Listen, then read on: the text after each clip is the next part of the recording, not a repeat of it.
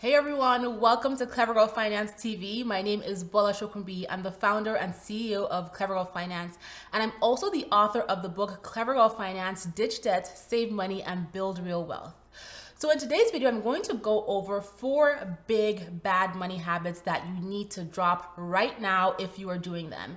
And the reason why we need to get ahead of our bad habits is because bad habits can impact your ability to achieve your financial goals, and that is the last thing that you want. So let's talk about these 4 big bad habits. So the first bad habit is constantly spending on your credit cards without checking your budget or understanding your ability to pay that debt back at the end of the month. And this is a big one. Having those plastic cards in your wallet or having memorized those numbers, I know a lot of you have memorized your credit card numbers. It can be really impactful to your finances because it makes it so, having plastic makes it so easy to spend, right? You don't have to think about it. You're not counting the money in your hand. So you don't really get to associate your mind with how much you're spending. And what happens is that when people are spending on credit mindlessly, they end up racking up a ton of debt that they really didn't plan for. And so that is a really bad habit that if you constantly have going on, you want to find ways to nip this in the bud immediately. And that could mean cutting up your credit cards. It could mean logging into your online accounts and deleting your credit card information. It could also mean calling up your credit card company and having them change your credit card numbers if you have memorized them. You want to make sure that if you are spending on credit, you have built what you're going to spend into your budget and you're able to pay it back at the end of the month. And if you have credit card debt right now, this is a perfect time to create a plan to start paying off that debt as quickly as possible, especially if you have the income coming in. One thing to keep in mind when it comes to credit cards is that high interest credit cards are very expensive, and this is because of the interest you're being charged and how that interest is compounding. And also, having high balances on your credit cards can be impactful to your credit as well. Bad habit number 2, shopping when you are bored. So thanks to the internet and thanks to online shopping, it is so easy to spend mindless hours browsing and browsing for things to buy. And then you go on social media and then you come on YouTube and then you find ideas, you get inspired, and then you spend more hours browsing to buy things. And this can be an extremely slippery slope.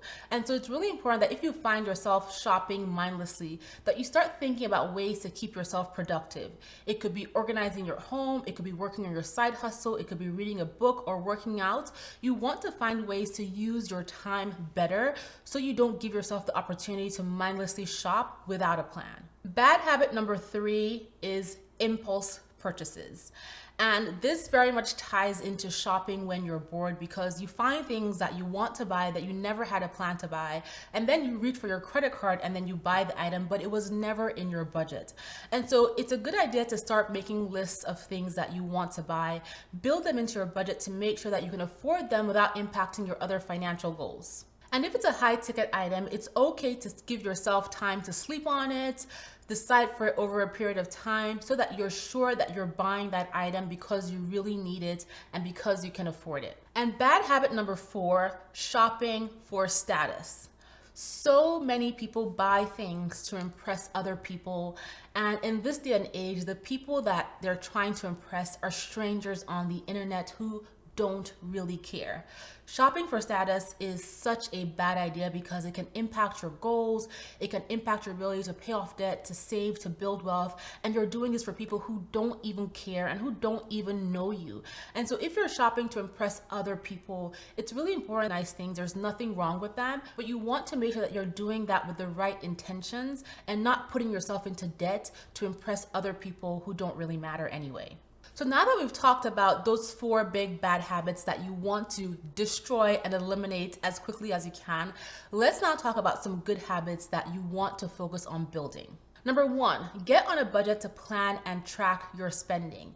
This will help you determine how much you have available to spend on the things that you have. It'll help you get clear on your expenses, and it'll help you stay focused on your financial goals. Number 2, make it a point to live below your means. The whole idea here is that you want to make sure that your expenses are well below your income so that you can widen the gap between your income and your expenses and use that money towards accelerating your goals like paying off debt, saving, and investing. Number 3, find ways to increase your income. And you can do this by looking for a better paying job, finding a part-time job, starting a side hustle, looking through your home to find things that you don't need that you can sell for cash. And by finding ways to increase your income, you also give yourself a chance to be productive so that you're not shopping or spending money because you're bored. Number 4, create a plan to pay off your debt so you can get ahead of costly interest. And this means finding ways to make payments in excess of your minimum requirement payment.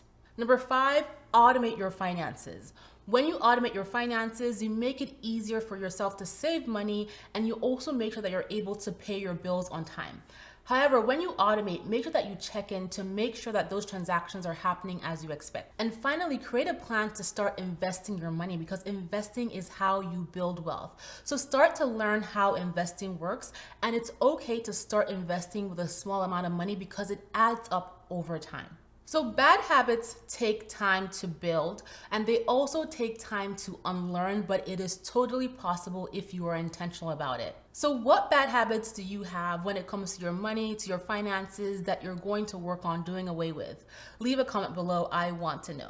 Thank you guys so much for tuning into this video. I hope you have enjoyed watching, and if you have, don't forget to subscribe to this channel, hit the like button, and head over to Instagram to follow us at Clever Girl Finance. We have a great time engaging there, and be sure to stop by the Clever Girl Finance website. We offer 30+ completely free courses and over 40+ completely free worksheets to help you as you work on your journey towards your financial wellness. I will talk to you guys in the next video.